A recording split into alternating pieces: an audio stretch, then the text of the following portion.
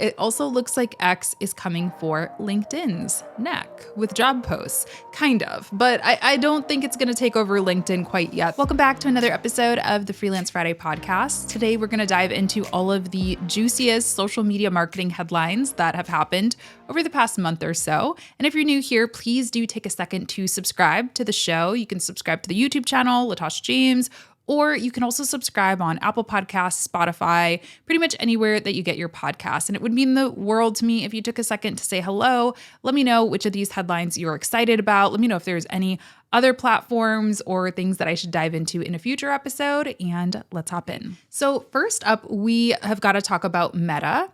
So as some of you may know, Meta released a new product called Threads. Threads is essentially meant to be a rival to Twitter. It is a text-based app. Up until very recently, it was mobile only. So it's a true mobile app that is a very kind of simple version of Twitter. I've done a couple of videos about that before if you want to dive more into that. Well, it had record-breaking user enrollment or user downloads, I suppose, when it first came out. But we're seeing a couple of months later that Meta's Threads is significantly declining, the usage, the traffic, everything. According to the Washington Post, daily active Android users on Threads peaked on July 7th at 49.3 million users, only to plummet to 10.3 million a month later on August 7th. Even users who go to Threads are spending less time on the app than they once did, according to research from a company called SimilarWeb. Now, one of the big things that Threads has done to try to boost that user engagement is they have finally rolled out the website, the web app, which I think myself, included for sure, a lot of users were just so happy about, because I don't know about you, but I used to be like a Twitter power user, an X power user, I suppose. And I would just keep it up in a tab on my computer while I was working. I kind of used it as my little social escape whenever I needed to. I think that they're hoping that it will reignite some of that excitement. The problem for me with it is that the web app is still very, very bare bones. You can get to it just by going to threads.net on your browser. And I'm loading it right now. And, for me, it was a little slow. It's also just very, very bare. The good thing is there's no ads, but the bad thing about that is it feels kind of weird. There's no ads. There's no trending tab like we're kind of used to seeing on Twitter. So it's just like a phone screen on my web browser. And it's just not that engaging. There's also some features that we can't quite do yet. Like, for instance, we cannot quote tweet or quote thread. You can only do a simple repost, retweet, or like or reply. So it's got some work to do, I think, to really prove itself as a true X or Twitter competitor, but they're continuing to make headway on it. Instagram is reportedly making Reels longer to take on TikTok and YouTube. This is very interesting. So the current hard limit for Instagram Reels right now is 3 minutes. But it looks like some reporting came out that indicated a forthcoming leap to 10 minutes. The source says that this would effectively transform the social media site into a more robust video sharing platform like YouTube. It would also allow Meta's Instagram to further compete with rival TikTok, since TikTok does already allow users to post videos up to 10 minutes in length. So Meta already has various video options. I just did an Instagram live with a friend of mine, CJ, and we talked for 45 minutes. So I don't think they're going to be completely reinventing the wheel. They already have the ability to host these videos. It's really about just turning it on for the Reels feature. Now, Reels were really introduced as a competitor to TikTok, which when both of those platforms first kind of came out, they were the short form, that's what everybody says, this is short form content.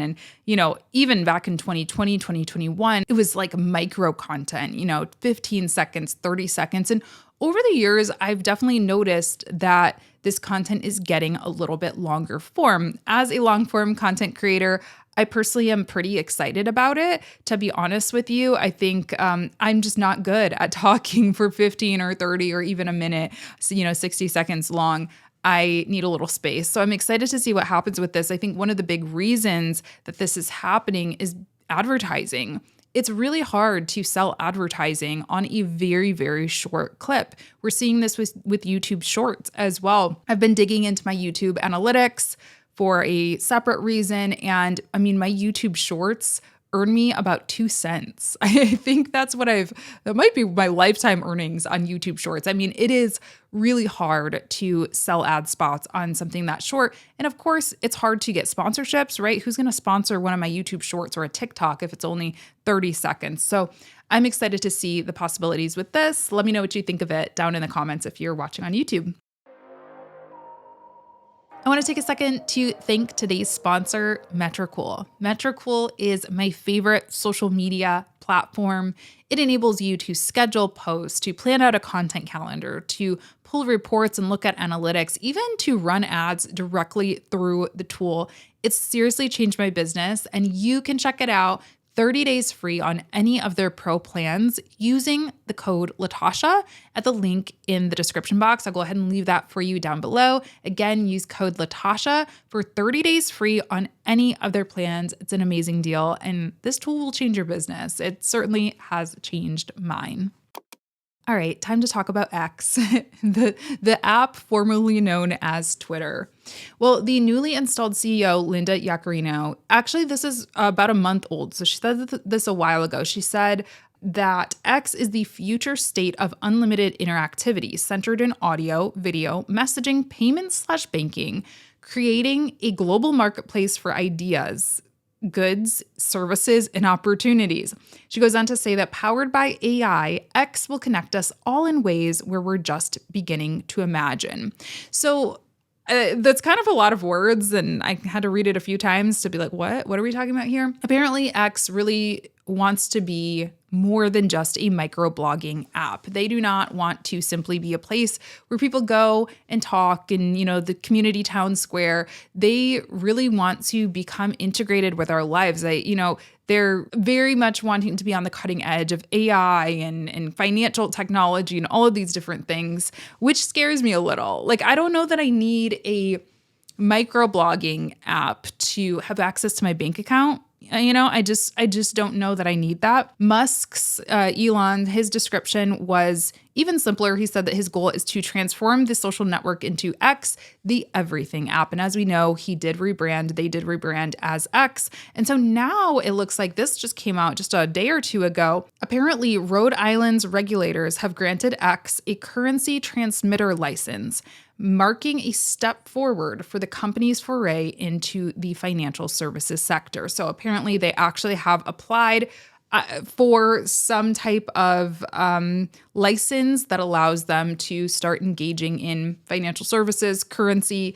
I am not an expert in any of those spaces, so you can read about that on your own. But it definitely looks like they are trying to make X happen and kind of take over our lives a little bit. On a note that I understand a little bit more, it also looks like X is coming for LinkedIn's neck with job posts, kind of. But I don't think it's going to take over LinkedIn quite yet. There are some kind of steep hills that you have to climb to get access to this tool, but we're going to keep our eye on it, of course. So apparently, if you have a gold check mark on X, you are going to be able to add an open roles shelf to your profile. So essentially, you can have a job board within your X profile. So if you're a big company hiring for a bunch of different roles, you can have a tab on your X profile where people can go and apply for those jobs, which is pretty interesting. I think historically, companies haven't necessarily fared the best on X necessarily. I think companies obviously tend to go to LinkedIn where they're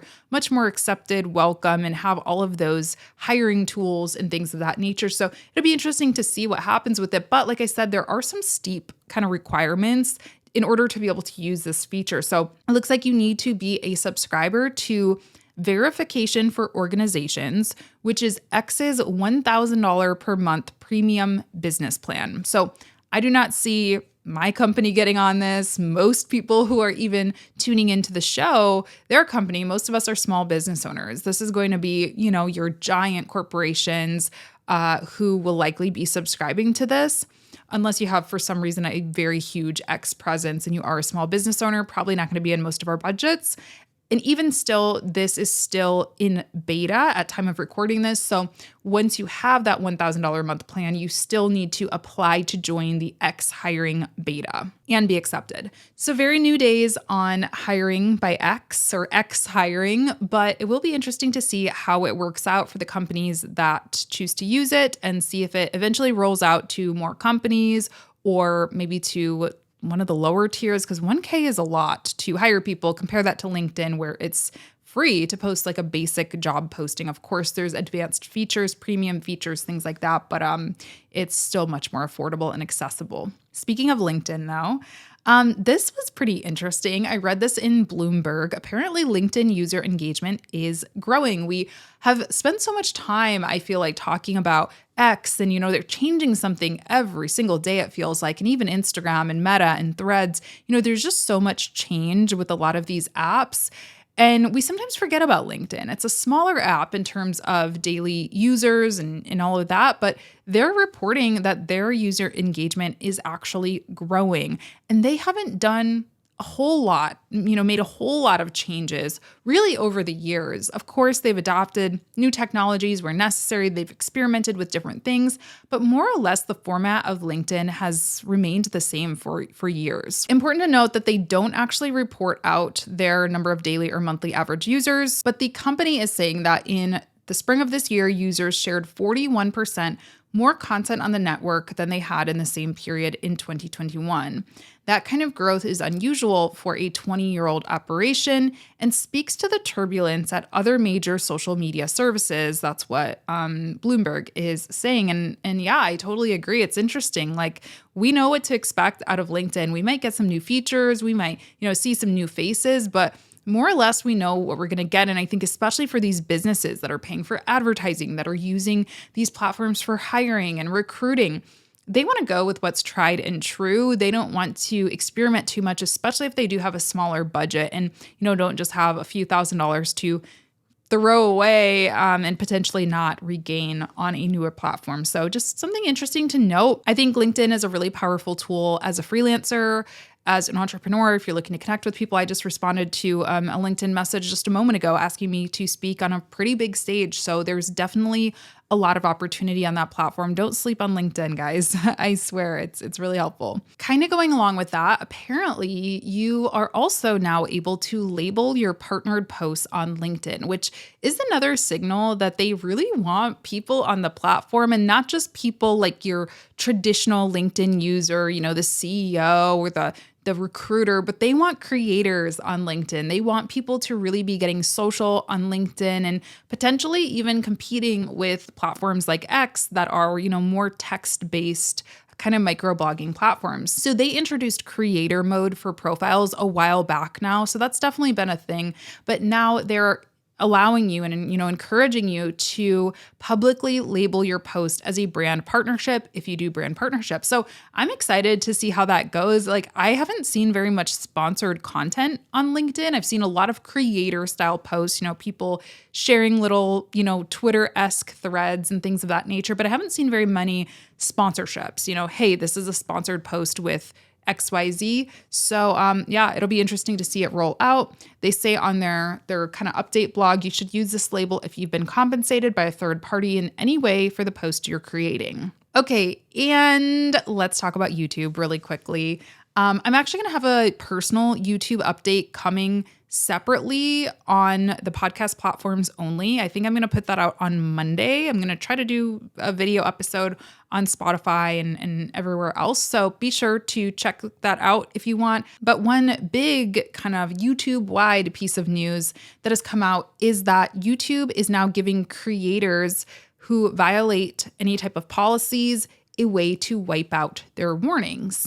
So this article in TechCrunch says that creators will now have the option of taking an educational training course when they receive a warning. So typically, if you do something wrong, break any type of terms of violation, whether that's copyright or posting about something, that's I don't know, harmful, I suppose, you may get a strike on your account, basically saying, hey, don't do this again. I'm actually not sure how many strikes you get until you are kicked off. I think it does depend on what exactly the violation is.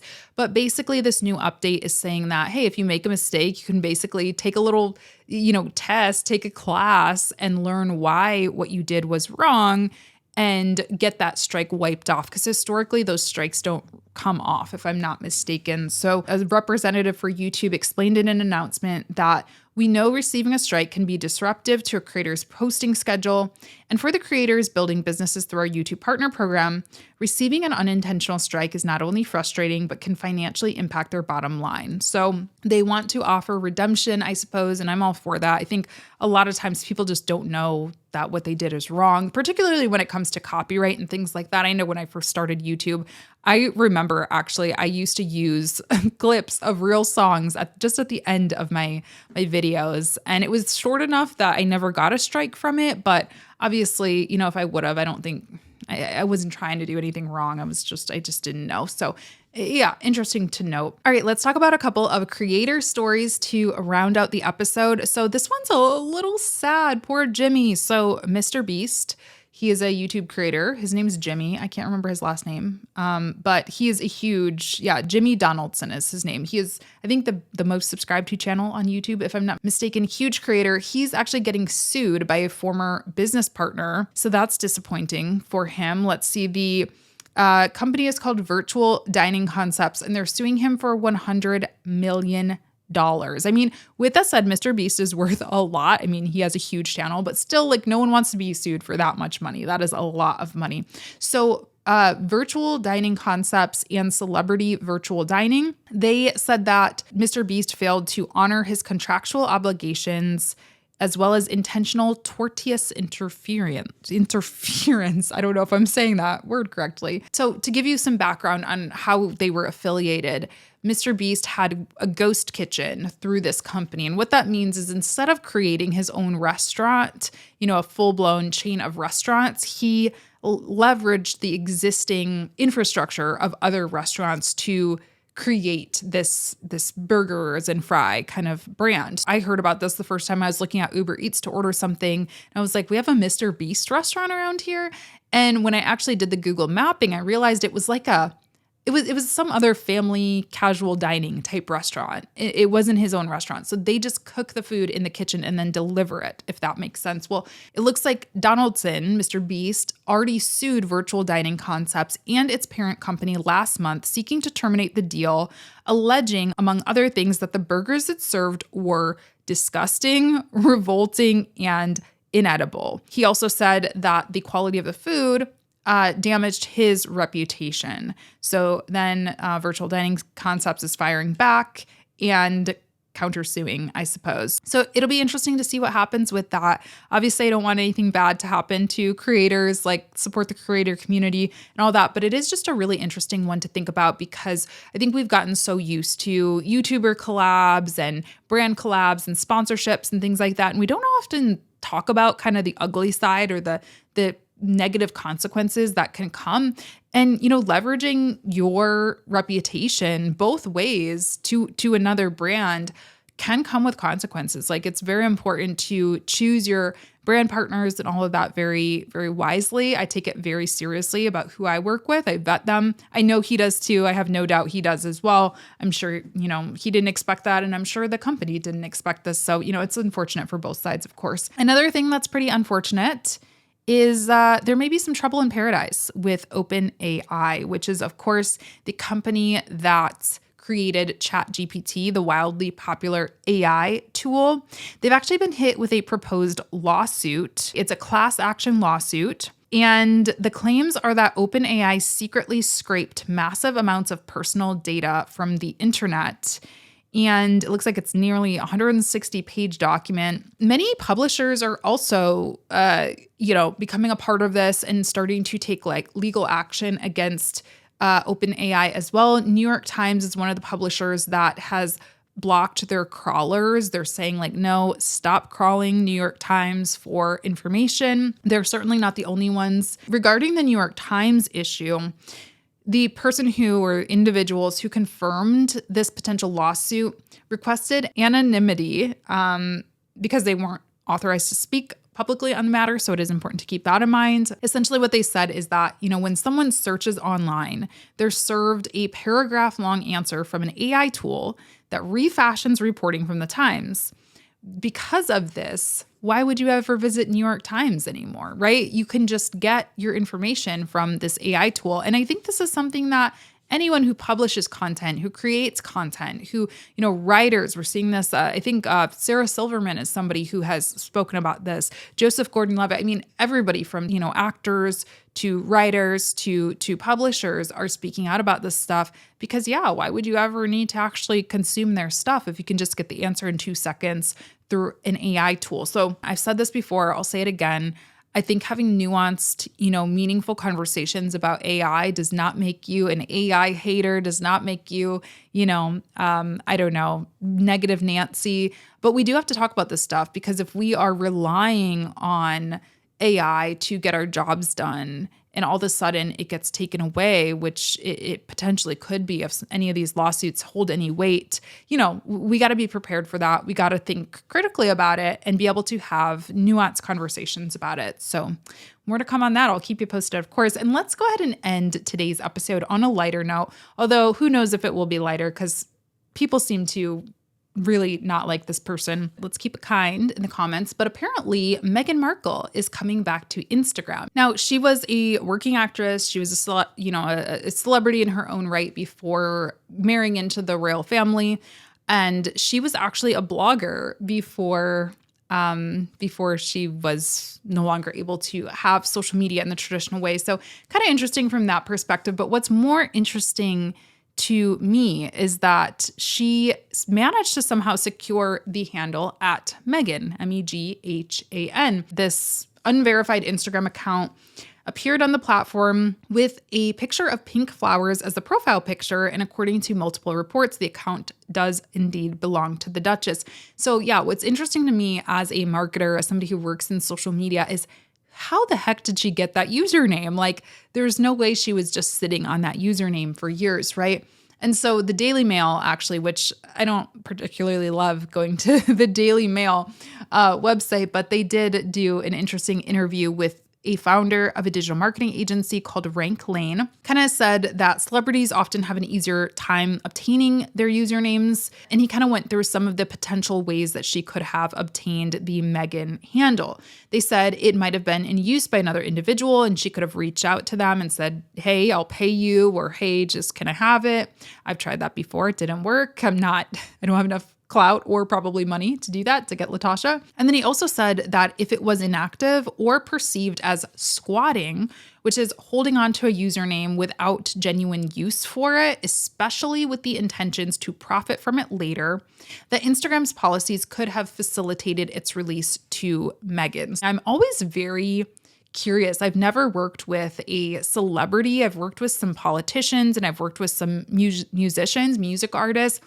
No one who was like that famous though. So if there is anybody who listens to Freelance Friday who does work with celebrities, I would love to interview you. I would love to hear some of the secrets and the tricks of the trade of working with some high profile clients. It's just very fascinating to me. We can blur your face and distort your voice if you want to, but please hit me up if you want to come on the show. Anyway, that's it for what's been going on in the world of social media marketing lately. Let me know what you have been keeping your eye on, what you're paying attention to, if there's anything you'd like me to cover, in between now, the next month, whenever. And please do be sure to follow me on social at the Latasha James on Instagram, TikTok, X, Threads, everywhere.